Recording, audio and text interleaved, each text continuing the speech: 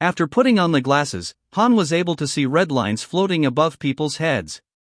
Curious, he even tried touching his friend's head and asked if he had any romantic feelings before marriage, as there were 2 red lines above him. His friend admitted that he had dated someone before getting married. Then, a girl named Ji-na came to the station to file a case. Han noticed that she had 4 red lines above her head. Ji-na revealed that she had been sexually assaulted by a boy she had always considered her brother. She remembered drinking that night and now wanted justice. In a flashback, we see that after Kang Sun-a's parents passed away, Han took her in and raised her with care and love. Back in the present, Han brought Kang Sun-a's boyfriend to visit her at her bedside. But strangely, there was no red line connecting him to her. This left Han deeply confused. That same night, Shin received another message from an unknown number. The sender claimed that they, too, could see the same world as Shin and even knew her birthday. They asked her to come to the school to meet. At school, Shin noticed something strange. 4 red lines hovered above Ji-na's head. But just a week ago, there hadn't been a single line. The sudden appearance of all 4 left Shin deeply puzzled and uneasy. Meanwhile, Han and Dong-sik arrived at the school to investigate Ji-na's case. There, they met the teacher Kyu-jin. Han was surprised to see that there were no red lines above her head. He wondered if she had been single her entire. Kyu-jin asked about Kang Sun-a's health and complimented Han, saying the glasses suited him well. Later, Han and Dong-sik met the male student against whom Ji-na had filed the complaint. The boy denied all accusations, claiming he was innocent and that nothing inappropriate had happened. After taking his statement, Han and Dong-sik were about to leave when they ran into Shin. The moment she saw Han's glasses, she realized what they were. Alarmed, she told him to take them off, warning that they were too dangerous. Han stepped back, refusing to remove them. He calmly replied that he was aware of the risks but was using the glasses to solve cases. As the 2 of them continued to argue, teacher Kyu-jin appeared and asked what was going on. Without saying a word, Shin quietly walked away. Before leaving, Han casually asked Kyu-jin if she would join him for dinner someday, then walked off. Kyu-jin looked at the red lines above Han's head and smiled softly, because she, like Shin, could see the red lines with her bare eyes. At the office, the male student presented his chat history with Ji-na in an attempt to prove his innocence. Meanwhile, in the next room, Ji-na and her mother were speaking with Han. As they talked, Han quietly observed the red lines. The boy had only 1 red line above his head, while Ji-na had 4. Something felt off. Han began to sense that Ji-na might be lying, falsely accusing the boy of something he didn't do. That night, when Han returned home, he found Shin waiting. They sat together, the air between them heavy with unspoken thoughts. Curious, Shin tried on Han's glasses for the first time and looked at the red lines through them. She then showed Han an old photo of her mother and her childhood self. The memory stirred something in her, but Han gently reminded her, "What happened back then wasn't your fault." As the conversation shifted, Han brought up Ji-na's case. He told Shin that the red lines didn't match. Ji-na's lines weren't connected to the boy, which made him think she might be lying. But Shin paused, her voice calm but certain. "Maybe he's telling the truth, but remember, just last week, Ji-na didn't have any red lines above her head at all." Han and Dong-sik conducted a search at the male student's apartment, but found nothing suspicious. The place was clean. No evidence, no clues, just silence. Meanwhile, Shin made her way to the motel, the same place where Han had once discovered the mysterious glasses near the bathtub. The air was thick with tension, the atmosphere strangely familiar. There, unexpectedly, she ran into Junseon. The moment felt sudden, charged.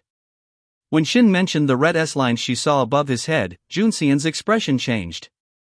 Panic flickered in his eyes.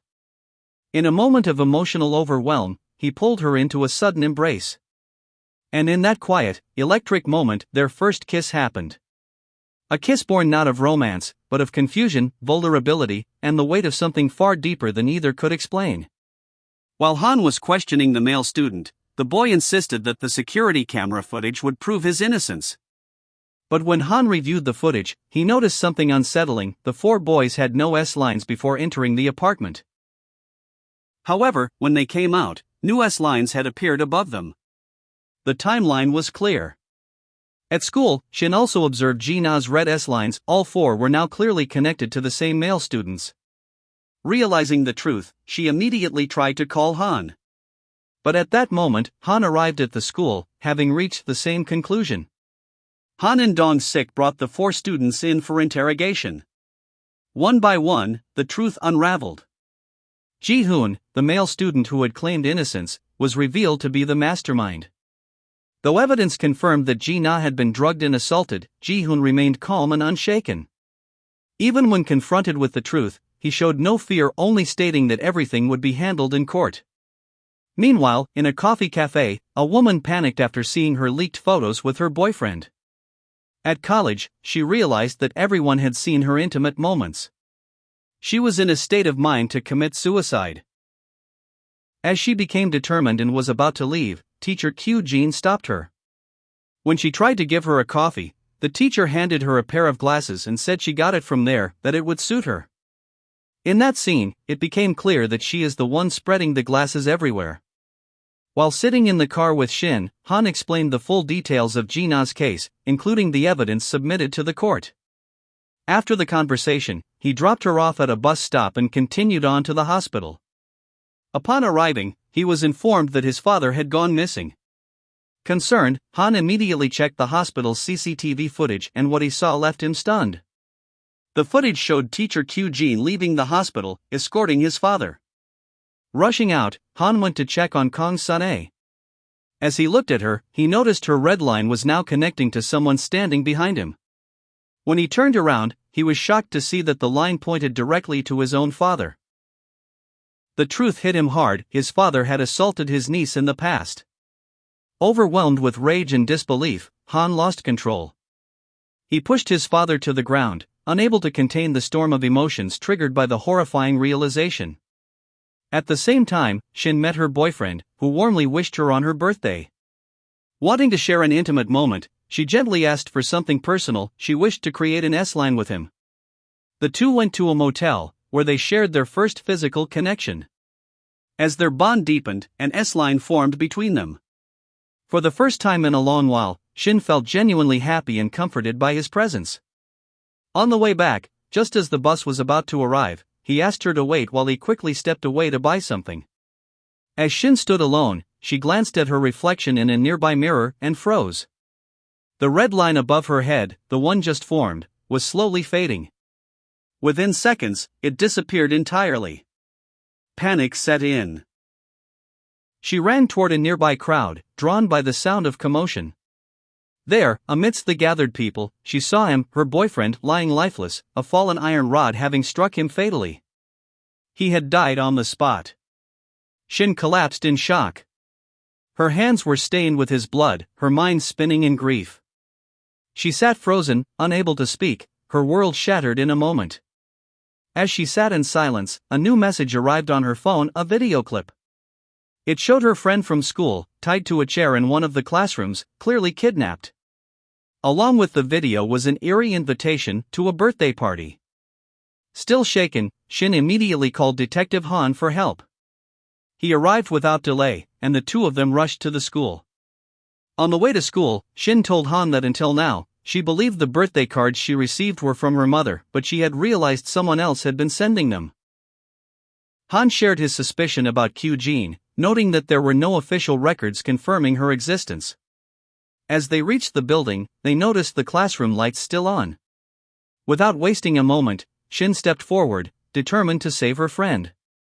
Shin and Han were separated and couldn't find each other. As Shin and her friend tried to escape, they realized they kept returning to the same spot, trapped in a loop. Shin sensed that something strange was happening. They suddenly heard Han's voice and rushed to the terrace, hoping to find him. But when they reached there, Han was nowhere to be seen. At the same time, Han was trapped in another illusionary world, separate from Shin. In that distorted reality, he saw countless people gathered, and at the center stood teacher Kyu-jin, wearing a crown made entirely of red lines. A crowd of people dressed in off-white surrounded Kyu-jin. They were all wearing the same glasses. Among them was the woman from the cafe. Now able to see the red lines, she began eliminating her connections by killing the people linked to her. One by one, she erased them. The final man at her table, she killed him in public, severing her last remaining red line. Han saw his father in Q Jin's grasp. She told him that if he wanted to save Kong Sun, he must kill his father. Teacher Q Jin commanded Han to kill his father. Frustrated and confused, Han grabbed a dagger and tried to attack her. Even when he fired a gun at her, the bullets had no effect, her power was far too strong. Shin's friend put on the same glasses. Shin was surprised and asked where she had gotten them. Her friend replied that once Shin dies, everyone will be able to see the red lines without needing glasses. A fight broke out between them. Shin shattered the glasses. Suddenly, her friend came back to consciousness and noticed the wound on Shin's face. Drops of Shin's blood began to float into the air, and in that moment, she was pulled into Q Jin's dimension where Han was suspended mid-air in Q Jin's grip. Shin screamed for her to let him go. Shin demanded to know why Q Jin was doing all of this. Q Jin explained that once Shin dies, her blood would allow the entire world to see red lines without the need for glasses. As Q Jin prepared to strike, Shin's mother appeared and stepped in between. She took the stab meant for her daughter. Before dying, she revealed the truth: she had once used the glasses and saw the red line between Shin's father and her own sister. That was why she had killed him. It had never been Shin's fault. Shin broke down. Overwhelmed by grief, she attempted to attack Q Jin, but Q Jin stabbed her. Shin's blood floated into the sky. Q Jin felt victorious, believing she had finally won. But in a sudden turn, Shin gathered her remaining strength and stabbed Q Jin. As Q Jin bled, the illusion shattered. Everyone regained their consciousness and began to flee. In the sky, a glowing red line formed, and now, everyone could see it without the glasses. Everything gradually returned to reality. Now, people had grown used to seeing the red lines. Some chose to hide their faces behind helmets, avoiding the gaze of others. Shin traveled alone, peacefully. For the first time, she felt normal, just like everyone else. The red lines no longer haunted her. What was once her curse had now become a part of the world. Meanwhile, Kong Sun recovered and began attending school again. The red line above her head had vanished completely. After school, Han picked her up in his car, watching over her as always. Later, Shin visited her boyfriend's grave. As she stood in silence, she suddenly heard a familiar voice. Turning around, her heart froze. It was Q Jin. She was alive. As panic returned to Shin's eyes, the screen faded to black, leaving behind a chilling sense of suspense and the unmistakable feeling that the story was far from over. S-Line Season 1 ends, hinting at a mysterious and thrilling Season 2.